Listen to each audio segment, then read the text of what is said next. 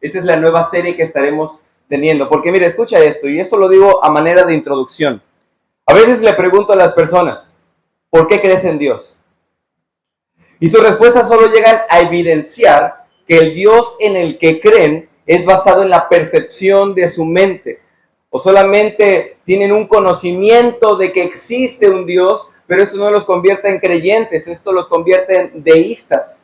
Las personas, hermanos, a veces cuando no tienen la revelación o no creen en la revelación, se convierten en personas racionalistas que solo creen en un Dios o creen que existe una reencarnación o un lugar en otra parte del mundo fuera del cuerpo, pero no porque lo hayan leído en la Escritura, sino porque tienen esa percepción equivocada, errónea de su propia mente y su propia filosofía. De modo que si no tenemos un cuidado de lo que es la Biblia, la Escritura, la palabra de Dios, podemos irnos a la equivocación. Por ejemplo, hermanos, el deísmo también define la creencia de la existencia de Dios. La gente dice, creo en Dios, pero no porque la Escritura lo diga. Los deístas se basan en el pensamiento racional sin apoyarse en argumentos bíblicos. Solamente podrían ser religiosos racionalistas. Así que para entender al Dios verdadero, debo ir al libro del Dios verdadero. Así que, hermanos, necesitamos una base sólida. Y para esto estudiaremos bibliología. Necesitamos un fundamento firme, un documento que avale lo que creemos, por qué lo creemos, por qué lo practicamos, por qué somos lo que somos, por qué hacemos lo que hacemos, por qué no hacemos cosas que no nos competen y que no son edificantes para nosotros, por qué creemos todas las cosas que creemos, por qué nos reunimos el día domingo. ¿Sabía que todo eso tiene que ver con este libro? No es un libro, es el libro. Pues por ejemplo, hermanos, el día de hoy existen dos fuentes muy poderosas en el ser humano. El antagonismo es uno de ellos. ¿Alguien sabe qué es el antagonismo?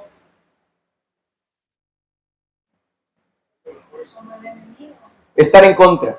Sí, estar en contra, ser un rival, estar opuesto o habitualmente en contra de algo que se te está diciendo. La gente el día de hoy es muy antagonista. Le dices algo respecto a las cosas de Dios y te contradicen. Unos ejemplos, por ejemplo, la gente dice, la Biblia tiene contradicciones. ¿Sí ha escuchado eso? Bueno, a través del estudio de la bibliología veremos que la Biblia es inerrante, es inefable, no se contradice. La gente antagoniza, dice, la Biblia fue hecha por el hombre. ¿Cómo debates, hermano, para poder refutar esta verdad, que es una verdad, pero que a la misma vez ellos la ven como un tipo de antagonismo, como un tipo de contradicción y no pueden comprender la Escritura por causa de esta mala percepción que tienen de la Biblia? Así que a través de este estudio podríamos, hermanos, aprender a no tener dudas respecto a lo que es este precioso libro. Otros antagonistas dicen, la palabra, la que tienes tú, fue manipulada. Otros dicen, es que tú no tienes la Biblia de los católicos. Ustedes le quitaron libros. Algunos dicen, no tenemos los escritos originales y por eso no podemos saber si estamos en la verdad. ¿Te han preguntado esas cosas? Así que en estas lecciones, hermanos, aprenderemos cómo poder entender bien la Biblia. Otros antagonistas dicen, ¿y cómo sabes que el Islam no es la religión verdadera si también tienen el Corán? ¿Cómo sabes que la tuya es verdadera por el libro que tienes? Está interesante, hermanos, porque si no ponemos atención en la bibliología, podríamos irnos y errar. Otros antagonistas dicen, la Biblia tiene errores. Pero también existe otra corriente que es el escepticismo. ¿Alguien sabe qué es el escepticismo? Dudan, no creen. El escepticismo es cualquier actitud hacia el conocimiento a algo, sean hechos, opiniones o creencias declaradas como hechos. Poner en tela de juicio, en duda, varias afirmaciones, especialmente de la Escritura. Eso es ser un escéptico. Hermanos, hay tanta gente escéptica el día de hoy. Gente que te dice, ¿cómo sabes que lo que escribió Pablo es verdad? ¿Sí está conmigo? ¿Cómo sabes que lo que está en el Antiguo Testamento fue dado por Moisés? Es más, algunos piensan que la historia de Génesis, y eso solamente es un ejemplo, no es realmente una historia histórica, valga la redundancia, sino que solamente una parábola para Moisés mostrando a la gente una parábola para comprender el inicio de la humanidad. Eso es ser escéptico, poner en tela de juicio varios argumentos bíblicos, como por ejemplo, nadie ha visto a Dios. Así que si nadie ha visto a Dios, entonces ¿cómo sé que tienes la verdad? Y ponen en tela de juicio todo aquello que tiene que ver con la Escritura. Por eso, hermanos, podemos aprender parábolas, interpretar parábolas, ver analogías, ver tipologías, aprender hermenéutica, pero si no comprendemos la trascendencia de este libro, entonces estaríamos fundados sobre la arena. Estaríamos, de alguna manera, también, hermanos, teniendo esa capacidad lamentablemente de dudar cuando la gente nos confronta. El escéptico dice, nadie sabe si la Biblia es real, porque nadie ha ido al infierno. ¿Cómo le dices que es verdad lo que tienes en tus manos? ¿Cómo se lo dices? ¿Cómo se lo explicas? ¿A través de qué medio? ¿A través de qué métodos? ¿A través de qué argumentos puedes decirle a la gente? ¿Sabes qué? El infierno es real porque este libro lo dice y este libro es real por esta razón. Así que debemos tener una firme convicción en por qué creemos en la autoridad de este libro. Hermanos, nuestra vida se basa en este libro. Amén. Nuestra vida como creyentes, como hijos de Dios, se basa en este libro. Nuestra esperanza se basa en este libro. Así que, para ello, veremos algunos temas importantes, y esto es solamente a modo de introducción, que internamente ratificarán la autoridad del libro. Otra vez. Internamente, es decir, veremos aquí adentro porque este libro es inefable, es real, auténtico, pero también veremos externamente por qué este libro es real y auténtico. Por ejemplo, algunos temas que desarrollaremos internamente será, por ejemplo, cómo se reveló Dios antes que el canon fuera completado. ¿Alguien sabe cómo se reveló Dios antes que el canon fuera completado? Antes, hermanos, estaba la tradición oral, no existían los libros, no existían los grafos, los escritos. Entonces, ¿cómo podían ellos saber lo que dice Dios? Ahora, internamente también veremos qué es la inspiración, veremos la revelación progresiva, veremos la inerrancia de la Escritura, por qué la Biblia es inerrante, por qué no tiene errores, veremos la infalibilidad de la Biblia, veremos las formas literarias dentro del libro y veremos los autores y divisiones de la Biblia. Y por último, veremos la Biblia es cristocéntrica o es cristotélica. Yo sé que algunos de ustedes dirán, hermano, ¿qué significa eso? Pero lo veremos dentro de 8 lecciones, así que vaya investigándolo, vaya estudiando y pronto podremos estudiar ese tema. Ahora, los temas que desarrollaremos externamente para comprender que este libro es veraz y auténtico son solamente 3. Número 1, veremos la canonicidad, cómo fue que fue compuesto los 66 libros que tenemos, cómo fue el canon palestino, cómo fue el canon del Nuevo Testamento, cómo fue organizado, cuándo fue, dónde fue. Así que tenemos evidencia externa de este libro, pero también tenemos evidencia interna de este libro. La segunda cosa que veremos para comprender la veracidad de este libro es la crítica textual. Cómo sé que este libro realmente existió en ese entonces. Y bueno, esto se ve a través de la historia, por eso son evidencias externas. Y la última que veremos es la más fácil, las traducciones y versiones. ¿Por qué, hermano, la Biblia? ¿Por qué hay tantas Biblias? ¿Cuándo fueron escritas? ¿A través de qué métodos se usaron? ¿Por qué la Biblia está dividida en números, en capítulos, en libros? Sabía, por ejemplo, que los judíos no tienen los libros que nosotros tenemos, es decir, la cantidad de libros que nosotros tenemos del Antiguo Testamento. ¿Por qué? ¿Por qué nosotros tenemos más en el canon palestino que los judíos? Bueno, la razón es porque los judíos no dividen Samuel. ¿Sabes cuántos libros tiene Samuel? 2. Pero los judíos no dividen Samuel. Tampoco los judíos dividen reyes, no dividen crónicas. Y algunos libros los tienen compuestos, como Nehemías y parece ser que Esdras. Entonces veremos todas esas situaciones, algunos libros del Nuevo Testamento que en el principio de la canonicidad se pusieron en tela de juicio, como lo es la epístola de Santiago, o por ejemplo la epístola de Hebreos, y veremos algunas situaciones semejantes. para que no le digan y no le cuenten. Amén. Así que si desea, hermano, continuar ese estudio, le invito a que llegue temprano, a las 10 de la mañana.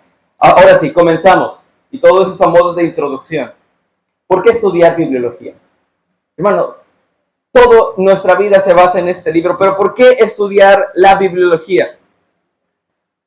Porque la escritura, toda la escritura, habla de una persona. Y no es una persona en sí, es la persona. Esta persona es unigénito. A veces cuando leemos Juan capítulo 3, versículo 16, ¿alguien se lo sabe? Seguramente sí, como dice. Porque de tal manera amó Dios al mundo que ha dado a su Hijo unigénito. Y tenemos una percepción a veces equivocada de la palabra unigénito y creemos que significa único, que es el único hijo. Pero la palabra unigénito, y es por eso que te estoy diciendo esto, hermano, significa único en su especie o único en su raza, único en su forma. Cristo es la única persona con dualidad en esta tierra o que existió en esta tierra. Así que la escritura habla de un ser sin igual. No es un ser como tú y como yo, aunque fue 100% humano y también fue 100% Dios. Pero recuerda la palabra unigénito, monógenes, mono, ¿qué significa? Uno. Genes viene del griego ginomai, que quiere decir raza o procrear o nacionalidad. De modo, hermano, que el unigénito está en toda la Biblia, el único en su especie. Nadie jamás ha existido como la persona de Cristo. Ni siquiera el ángel de Jehová, ni siquiera Moisés fue semejante a Cristo, ni Abraham, ni Jacob, ni David, ni ninguno de los patriarcas. Cristo es el unigénito y por ello tengo que aprender de la Escritura. Habla de una persona única en su especie y tengo que saber sobre esta persona. Amén. El texto clave que utilizaremos, vaya ahí por favor, está en Juan 5:39. ¿Alguien que lo pueda leer, por favor? Juan 5:39.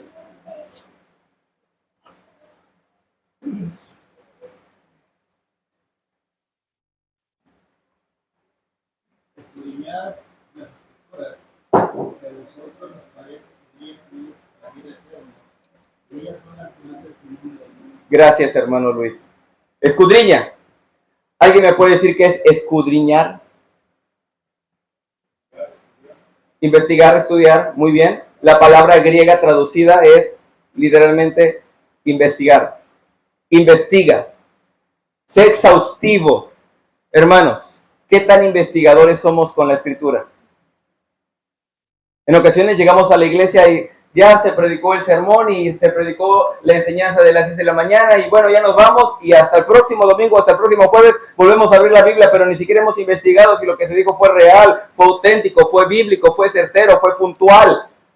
Ni siquiera estudiamos el contexto para saber si lo que dijo el hermano fue verdad o no. Así que, primeramente, es un imperativo divino. Escudriña, hazlo, analiza, investiga. Amén. Examina cuidadosamente. Cuando llegas a tu casa, ¿sigues con el estudio, hermano? Tenemos en el boletín la predicación pasada, de la semana pasada. ¿Lo has leído? ¿Lo has repasado? Cotejas con tu Biblia en tu casa, con otras versiones, interpretas para ver si realmente se predica la verdad, si lo que dijo el autor es bien o se aplicó bien a mi vida. Así que, hermanos, es un imperativo divino. Escudriña, hazlo, analiza, investiga. ¿Qué cosa, hermano? Las Escrituras. Ahora, la palabra escritura aquí es grafos. Lo que yo debo analizar, investigar, solo es la Escritura. Y no me malentienda, todos los libros extrabíblicos que leemos está bien, pero a veces nos entretenemos más leyendo a otros autores piadosos y no la Biblia. Llegamos al punto en donde sabemos más de MacArthur que del apóstol Pablo. ¿Sí está conmigo? No le voy a decir a Sproul porque ya sabe. Sabemos más de otros autores, hermanos, pero el Señor, el imperativo divino es investiga, escudriña la Escritura. Ahí dedícate. Es lo mismo que Pablo le dijo a Timoteo. Entre tanto que voy, ocúpate. ¿En qué? En leer.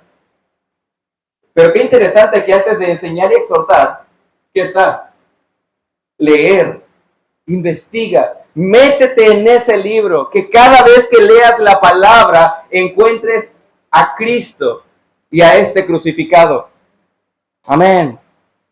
Así que, hermanos, yo debo escudriñar la Escritura porque la Escritura es la que trastorna mi vida. La palabra de Dios es viva y eficaz y más penetrante que toda espada de dos filos.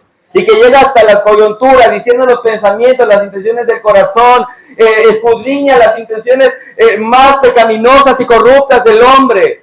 Por ello yo debo permanecer en la Escritura, escudriñar la Escritura. Ahora, Jesús nos dice por qué. No es porque el hermano José María te lo dice. ¿Qué dice el versículo? Escudriñad las Escrituras porque a ustedes les parece que en ellas tenéis la vida eterna. Amén. ¿No fue lo mismo que Pablo le dijo a Timoteo? Y que desde la niñez ha sabido ¿qué? Las Sagradas Escrituras, las cuales te pueden hacer sabio. ¿Para qué? Es decir, para que comprendas la salvación que es en Cristo Jesús.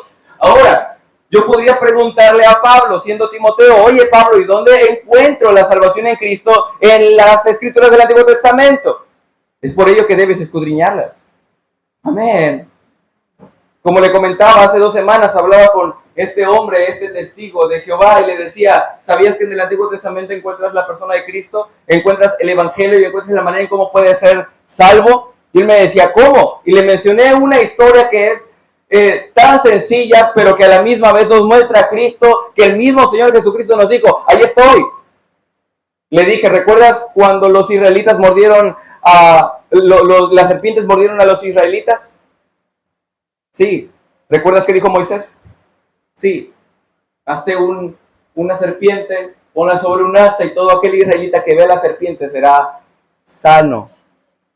Y luego Jesús está hablando con Nicodemo en Juan capítulo 3 y le dice a Nicodemo,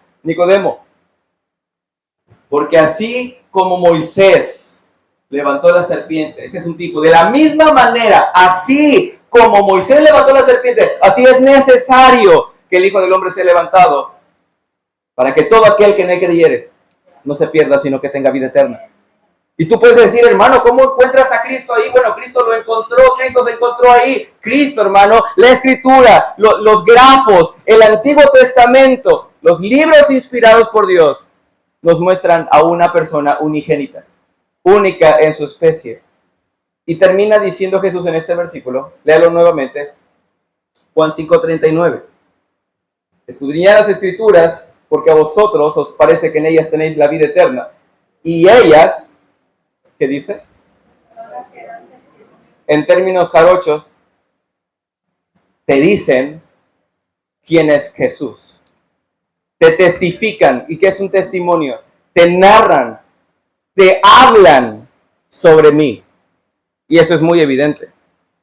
¿Recuerdas que toda la Escritura habla de una persona? Pues esa persona es la fuente de vida eterna y Dios por medio de la Escritura nos lo hace ver. Si tú no lees, hermano, la Escritura y no la escudriñas, no podrás encontrar el Evangelio. Verás el libro solamente como un libro más, o verás la historia de la tierra prometida como una historia más, un acontecimiento histórico, o verás la caída del hombre, Génesis 3, simplemente como la caída de Adán y Eva, pero ahí está Cristo.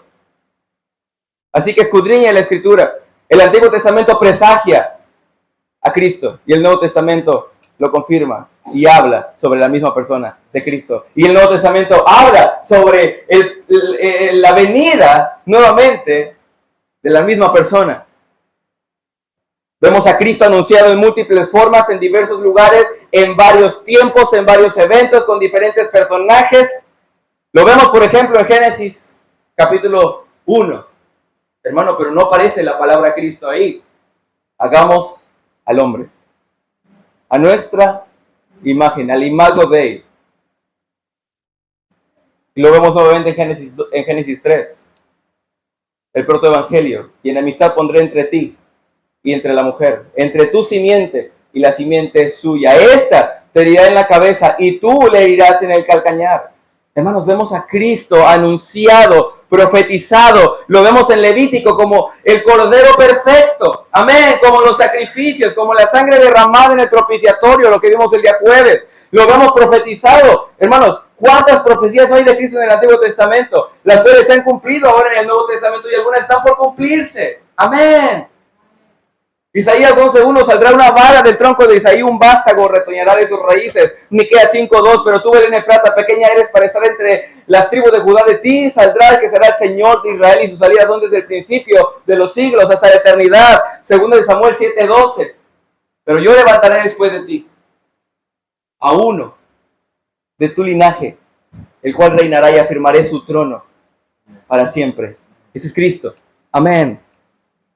Dios muestra, hermanos, en la ley, en todo el Pentateuco y aún en la historia de Israel, a Cristo de diferentes formas. Por ejemplo, en el sacerdocio, Cristo es la sombra, los sacerdotes son la sombra de Cristo. Los sacrificios son la sombra de Cristo. Los reyes de Israel, que nunca pudieron ser perfectos, son la sombra de Cristo. Los profetas que presagian a Cristo hablan sobre el Mesías. Hasta la comida habla de Cristo. Yo soy el maná que descendió del cielo. Amén. Aún en hebreo se nos presenta al Sinaí como algo que tenía menos gloria que el monte de Sión. La Biblia es un completo libro de generaciones. Se cree que la Biblia está dividida en dos. Y no estoy hablando del Antiguo Testamento y del Nuevo Testamento. Estoy hablando de Génesis 1 al capítulo 11 y de Génesis 12 hasta Apocalipsis. ¿Por qué? Porque a partir de Génesis 12 comenzará Dios a hablar a una persona y de esa persona nacerá el Cristo. Lógicamente también tenemos a Noé que presagia a Abraham, tenemos a Adán que presagia a Noé, pero todo es una línea perfecta que llega a Cristo. Así que, hermanos, si te vas aún por la ascendencia en toda la Escritura, en toda la historia de la Biblia, en los 1600 años, encuentras a Cristo. Amén. No encuentras a Mahoma, a Buda, a Hitler, encuentras al unigénito, a Cristo. Por eso, hermano, es tan importante comprender la Escritura. Amén. Por eso es necesario saber bibliología, poder defender, ser apologetas, como dice el apóstol Pedro, de la Escritura. Defiende, presenta argumentos para poder contender con paciencia a aquellos que son que te contradicen. Ve a Juan 5:46, por favor. Y ese es un pasaje paralelo a Juan 5:34. Porque si creyeses a Moisés, ¿qué dice? Creerías a mí, porque de mí escribió él.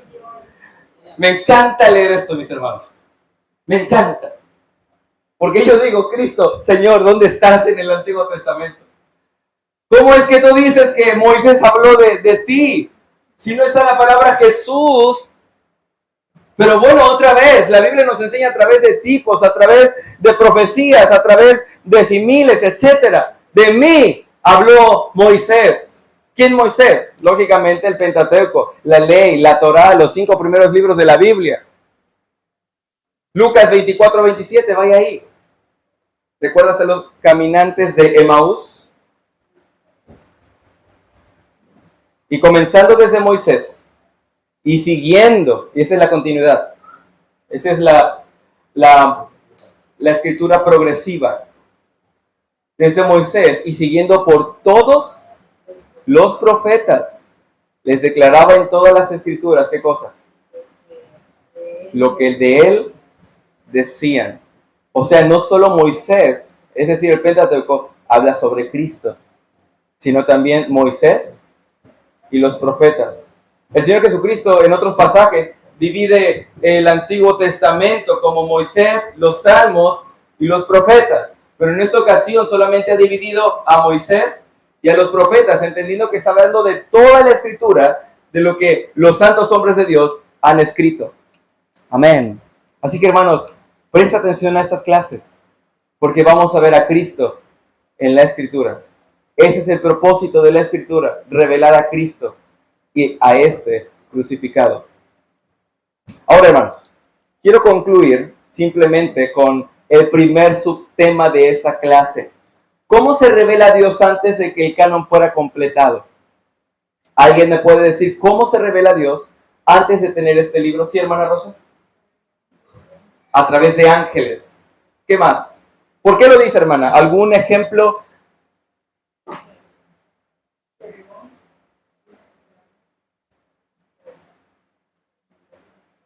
Gracias, hermana. El ángel de Jehová. Gracias. ¿Alguien más me puede decir cómo Dios hablaba antes de que el canon fuera completado? Milagros podrían ser eventos. ¿Sí? ¿Alguien más? Profetas, claramente. ¿Sí? ¿Alguien más? Muy bien. Romanos 1:20. Gracias. ¿Quién más? Bueno, quiero resumirte de esta manera.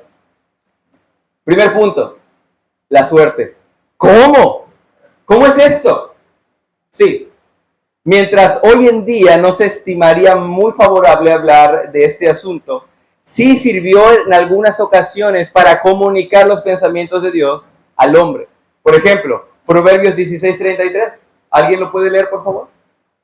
Y alguien que puede leer Hechos 1:21 al 26. ¿Cómo conocía yo entonces la voluntad de Dios? Porque recuerde que hemos estudiado que hay dos voluntades, la voluntad escrita o la voluntad revelada y la voluntad oculta. Así que, si yo no tengo la voluntad escrita o la voluntad revelada, ¿cómo entonces conozco la voluntad de Dios? ¿Alguien ya lo tiene?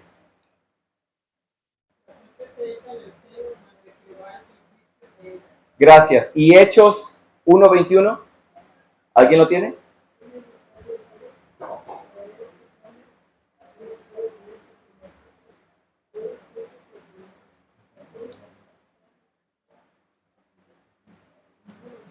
Ok, gracias. Sabemos la historia. Pedro está diciéndole a la iglesia que escojan a un hombre para que pueda ser en representación de Judas. Y bueno, vemos que echan suertes.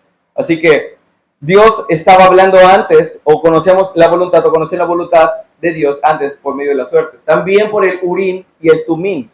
¿Alguien sabe qué es esto? No son dulces, no son chicles. ¿Es el Urim y el Tumim? Bueno, los sacerdotes, hermanos, en el antiguo pacto utilizaban sus vestimentas sacerdotales. En esta vestimenta había un pectoral. En este pectoral había 12 piezas de piedras preciosas para reflejar las 12 tribus de Israel. Y dentro de ese pectoral había dos piedras que se llamaban Urim y el Tumim. Posiblemente eran dos piedras preciosas puestas dentro de la bolsa que se usaban como para que el Señor hablara a través de ese pectoral, para determinar la voluntad de Dios. Vea por favor Éxodo 28:30. Porque pudiera haber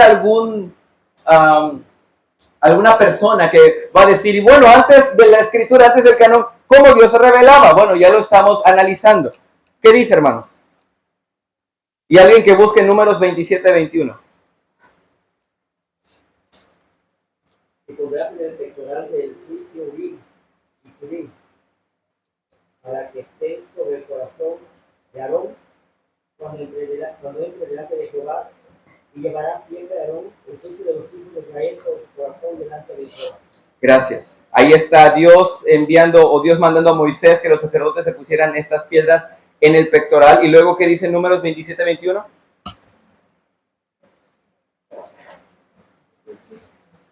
Él se pondrá delante del sacerdote Eleazar y le consultará por el juicio del Urim delante de Jehová. Por el dicho de él saldrán y por el dicho de él entrarán.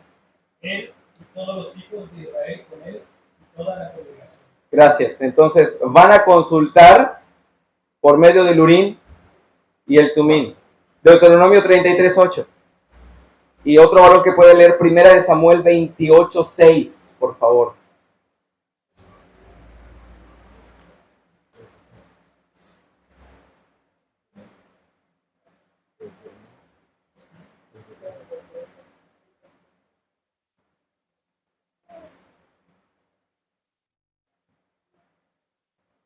¿Alguien?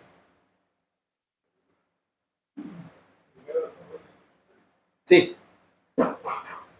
Y consultó Saúl a Jehová, pero Jehová no le respondió ni por sueños, ni por profetas. Muy bien.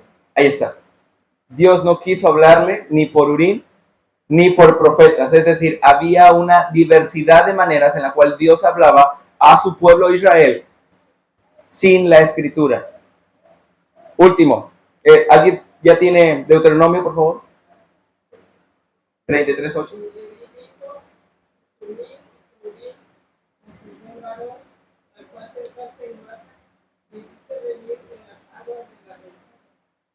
¿Cómo dice al principio, hermana?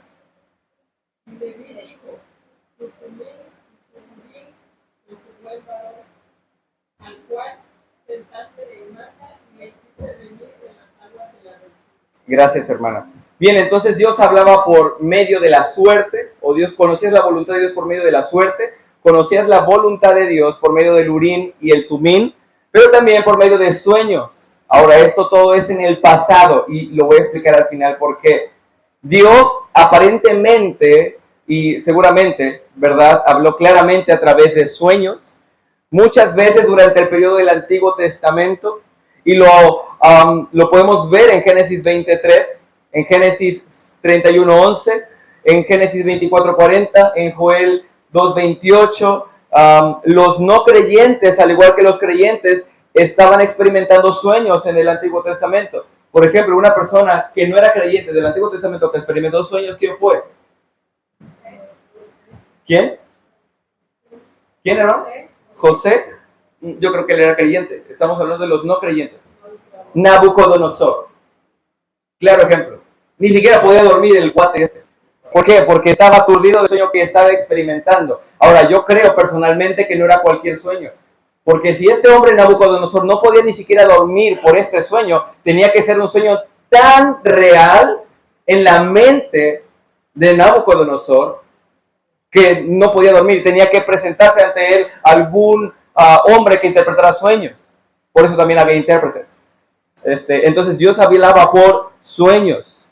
Esto también lo podemos ver en Génesis 31:24.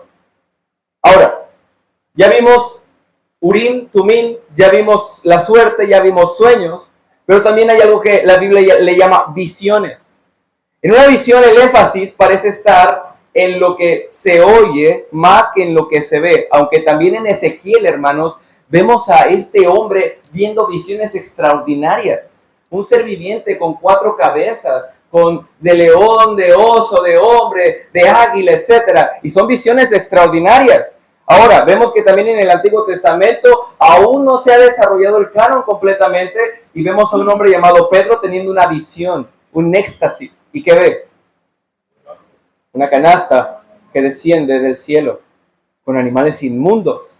Y le dice Dios a Pedro las palabras que todo bautista le gusta: mata y come. Hermanos, entonces Dios estaba hablando a través de sueños, a través de visiones. Isaías 1:1, por ejemplo. ¿Alguien que lo puede leer? Y uno de mis pasajes favoritos, Isaías 6:1. Visión de Isaías, hijo de Amós, la cual vio acerca de Judá, Jerusalén, en días de Uzías, Jotam, Acaz y Ezequías, reyes de Judá. Gracias. Visión de Isaías. Ahora, ¿qué dice Isaías 6? En el año que murió el rey Uzías, vi yo al Señor sentado en su trono. Vi yo, otra vez, vi yo al Señor sentado en su trono. Ahora, tengo una pregunta. Humanamente hablando, ¿tú puedes ver al Señor sentado en su trono, en un trono alto y sublime, con sus faldas hinchiendo el templo, y los quiciales de las puertas se estremecían, y tú mirando, tú puedes ver a los serafines que cantaban santo, santo, santo, Dios Todopoderoso, toda la tierra está llena de tu gloria, y luego puedes ver los quiciales del templo estremeciéndose con la voz del que clamaba? ¿Lo puedes ver? No. Para ello necesitas un don especial, que es la visión que el Señor le daba a estos hombres. Así que si usted lee el libro de Ezequiel, hermanos, casi cada capítulo comienza con la visión que vi. aunque es un poco redundante. Y Dios me mostró y luego me llevó al templo y vi yo dentro del santuario y vi yo, hermanos, Dios hablaba por medio de visiones. Y esto ya lo hemos platicado, ya lo hemos estudiado hace 2 años, porque ya no, Dios no nos habla por visiones, por sueños. Y si el día de hoy alguien me dice, hermano, tuve este sueño que me ganaba una camioneta, bueno, es lo que quieres, es tu deseo, ¿sí? Pero seguramente es para tu pastor, no, no es cierto, eso no. Ahora bien, no solamente hablamos por sueños, visiones, urín, tumín, por la suerte, sino también por la teofanía. Hemos escuchado el término teofanía o la cristofanía, que es la aparición de la persona de Cristo en el Antiguo Testamento como cristofanía, aparición, o como la persona de Dios en una persona o en un cuerpo, que es el ángel de Jehová. Y eso lo vemos a través de un montón de pasajes del Antiguo Testamento. Vemos 2 apariciones del ángel de Jehová en el libro de los jueces. Vemos al ángel de Jehová en la zarza ardiente, en el libro de Éxodo, en el capítulo 3. ¿Qué es lo que dice? Estaba Moisés apacentando las ovejas de su suegro Jetro y de repente vio una visión, por cierto, donde estaba la zarza ardiendo y no se consumía.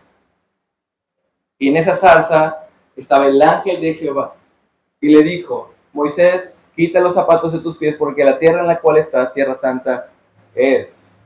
He oído la voz de tu pueblo, etc. Y ya le manda, ve a Faraón, y bueno, usted sabe la historia. Así que Dios está hablando por medio de la teofanía, otra vez, la aparición de Dios o de Cristo en un cuerpo, pero no es el mismo cuerpo que en la crucifixión. Ese es un cuerpo distinto. No sé cómo es este cuerpo, solo sé que apareció en una forma humana.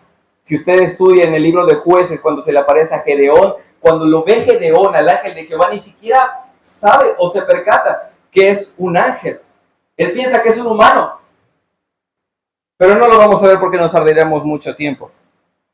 Ahora, también hablaba por medio de ángeles. Dios también usa a ángeles creados para llevar su mensaje. A una misma palabra ángel, ¿qué significa? Mensajero.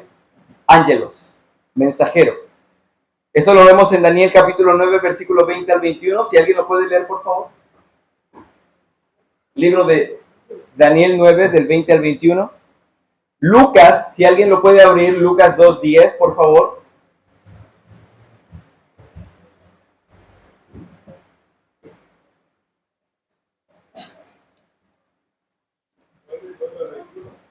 Sí, adelante. De Jehová nuestro Dios es el tener misericordia y el perdonado, aunque contra él nos hemos rebelado.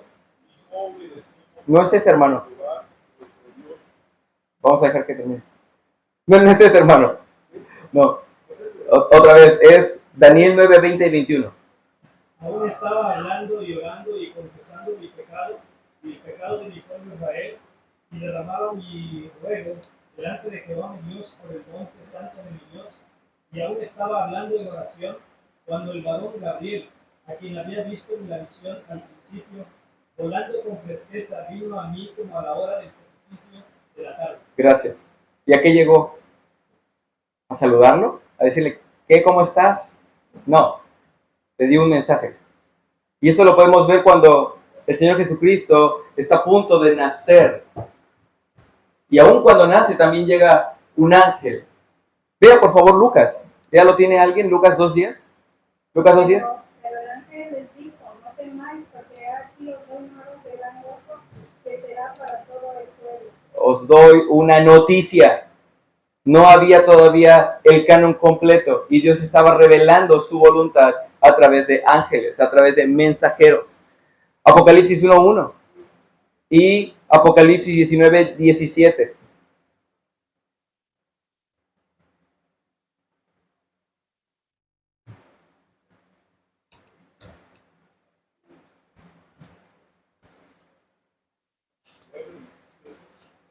Y así vi en visión 19:17, hermano.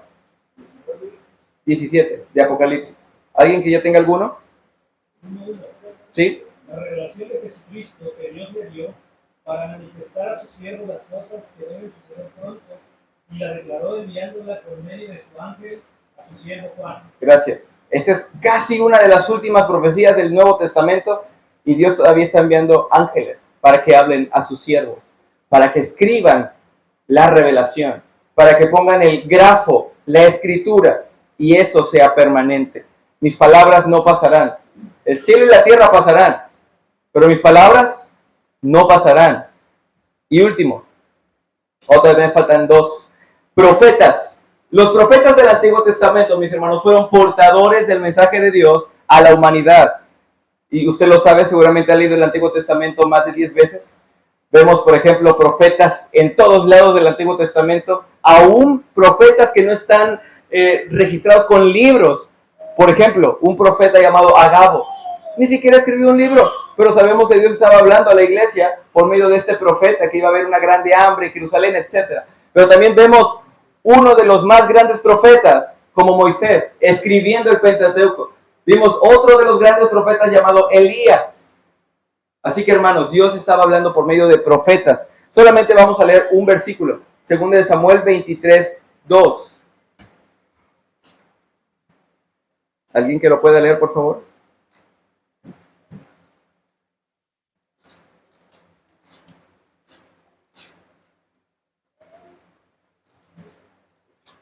El Espíritu de Jehová ha hablado por mí y sus palabras han estado en mi lengua. Ok, ¿quién dijo esto? Samuel. Zacarías 1:1, ya no lo vamos a leer, pero Zacarías está diciendo que Dios le ha hablado para dar un mensaje. Es más, el libro del profeta Isaías es un libro extraordinario que nos dice, di a este pueblo rebelde. Siempre Dios estaba evidenciándose a través de los profetas. Y última cosa, hermanos, aunque parece ser un poco complicado entenderlo, Dios antes hablaba por medio de eventos. La actividad de Dios en la historia también constituye una vía de revelación. El librar, por ejemplo, al pueblo de Israel de Egipto reveló los hechos justos de Dios. Yo puedo ver quién es Dios, sus atributos, por medio de los acontecimientos históricos. Por ejemplo, vea Miqueas 6:5. Y alguien que pueda leer Ezequiel 25:7.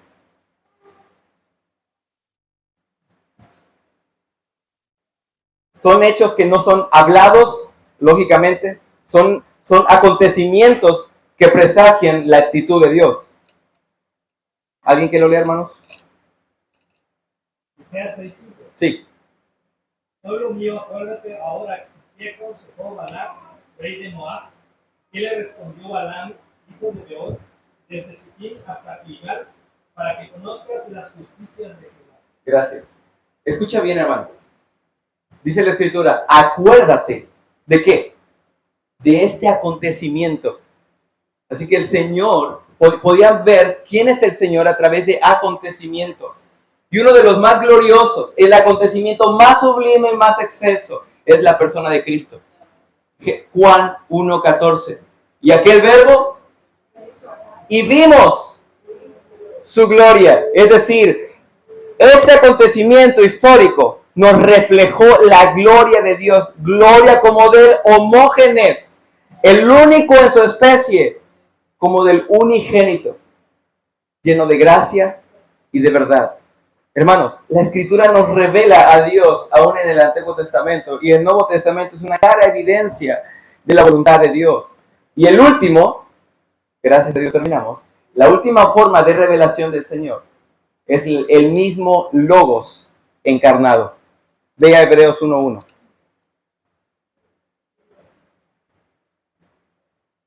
¿Qué dice?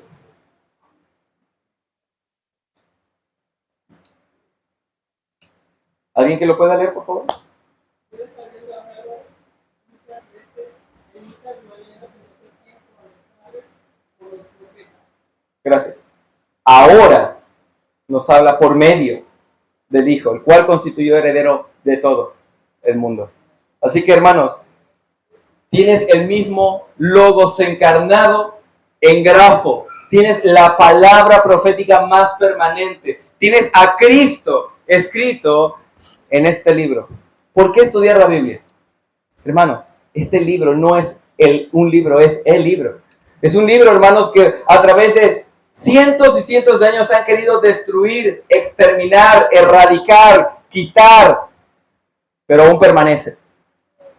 El cielo y la tierra pasarán, pero mis palabras permanecerán. Se cumplirá todo lo dicho por el Señor. Así que prestemos atención a los subpuntos que veremos, a los temas que estaremos desarrollando en esta escuela dominical que son tan importantes para nuestra vida, hermano. Para que el día de mañana no nos digan, pues, ¿quién sabe si la Biblia es verdad? Pueden decírtelo y quizás ya te lo dijeron. El problema es cuando no sabemos contestar por qué. ¿Cuándo se escribió? ¿Por qué se escribió? ¿A quién se escribió? ¿Quién lo escribió? ¿Por medio de qué se escribió? ¿En qué se escribió?